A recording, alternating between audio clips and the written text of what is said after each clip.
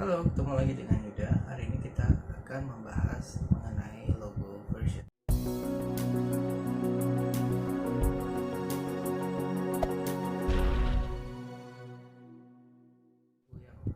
Versi logo yang dimaksud ini adalah untuk kebutuhan produksi. Misalnya, logo itu akan kita produksi di media cetak lainnya seperti majalah, koran, atau brosur, atau leaflet, atau apapun itu. Pokoknya yang intinya adalah media cetak. Terkadang logo itu memerlukan logo yang versinya hanya satu warna, atau hitam putih, atau monokrom. Nah, untuk itu di dalam membuat logo atau satu set di dalam GSM itu biasanya kita juga membuat versi logo untuk kebutuhan itu. Mungkin kalau sekarang udah jarang ya koran atau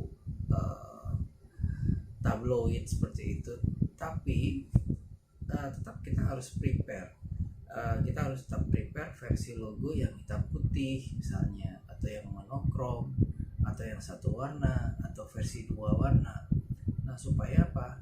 Terkadang kita nggak tahu kapan membutuhkan logo itu. Misalnya untuk kebutuhan di sebuah iklan yang monokrom, katakanlah memang iklannya monokrom gitu ya. Jadi logonya itu harus ikut jadi hitam putih juga si logonya itu. Nah, kita harus punya versinya gitu. Nah, terkadang kenapa sih nggak logonya aja yang kita hitam putihin aja gitu? Maksudnya kita kasih logo yang berwarna, nanti memang kalau iklannya hitam putih ya dia tuh otomatis akan jadi hitam putih. Nah, nggak gitu juga, karena belum tentu logo yang versi warna itu ketika dihitam putihkan secara otomatis dia warnanya akan bagus atau akan optimal, karena itu akan mempengaruhi keterbacaan.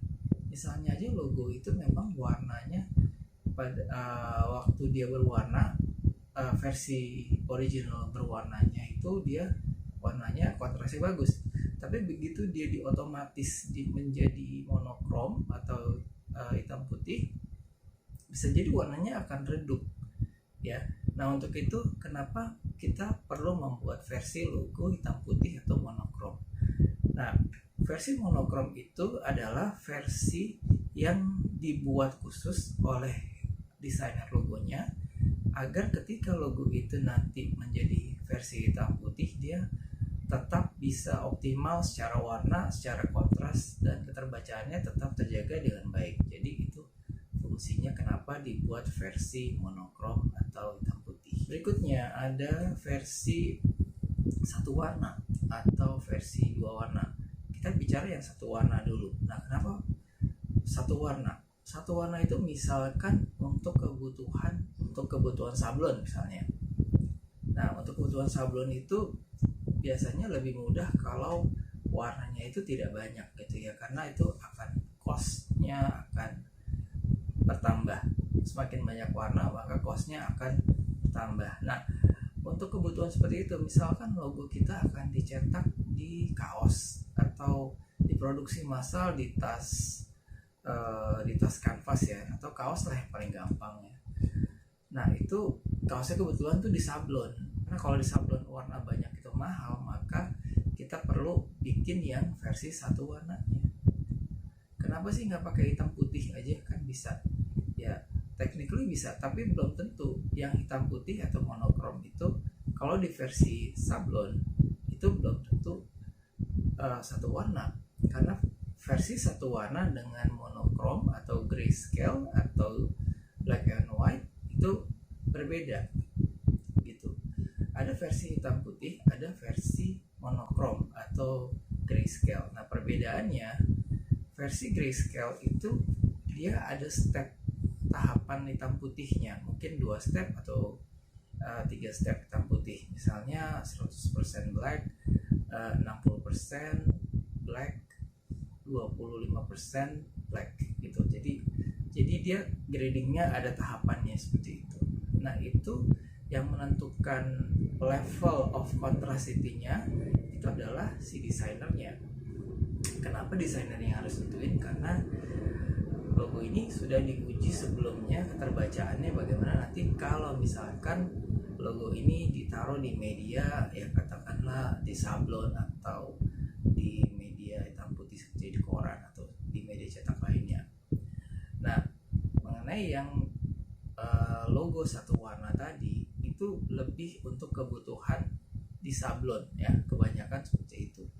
Karena logo ini kan tidak hanya dicetak di kertas, bisa juga dicetak di kain, di kaos atau di kanvas, di tas goodie bag seperti itu dan lain sebagainya.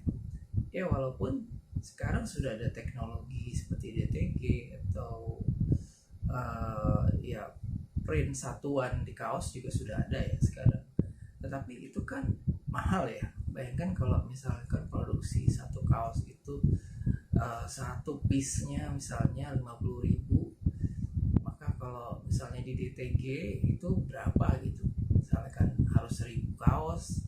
Nah tetap aja walaupun sudah ada teknologi seperti DTG, tapi kalau misalkan untuk produksi jumlah banyak 5.000 atau 1.000 kaos itu pasti masih pakai manual. Nah maksudnya masih pakai teknik sablonnya. Nah ketika logo itu akan diterapkan untuk di sablon, kita sudah punya versi logo yang satu warna itu. Nah itu juga disiapkan oleh desainernya. Ketika itu nanti diperlukan, maka itu tinggal dipakai aja, sudah ada, sudah tersedia. Oke, untuk logo hitam putih itu kita bagi 2 step. Step yang pertama adalah versi positif dan versi negatif atau versi reverse-nya, kebalikannya. Kalau versi positif dia backgroundnya putih, kalau versinya reverse atau negatif dia backgroundnya hitam gitu. Nah begitu juga dengan versi satu warna atau black and white. Dibedakan ya, versi hitam putih dan versi grayscale itu berbeda. Kalau grayscale itu tadi ada tahapan stepnya, ada gray, artinya ada tahapan step grayscale-nya. Tetapi kalau hitam putih itu nggak ada, dia hanya hitam dan putih gitu. Nah, jadi hitam putih juga demikian, dia dibikin versi positif yang background putih dan versi reverse atau negatif yang background hitam. Dan berikutnya adalah versi satu warna. Satu warna itu kita bisa menentukan warna mana yang mau kita gunakan. Misalkan signature color-nya ya, dari sebuah logo itu pasti punya signature color. Misalnya Pegadaian itu signature color-nya itu hijau gitu. Nah kita bisa pilih sebagai desainer itu punya kebijakan untuk menentukan warna mana ya, warna primary color-nya yang akan digunakan sebagai satu warna. Misalnya hijau tadi. Nah hijau tadi kita jadikan warna primary color untuk satu warna. Nah karena dia hanya satu warna, maka kode warnanya pun juga harus kita lampirkan, yaitu spot color atau Pantone color. Gak mungkin kita ajukan dengan process color gitu ya.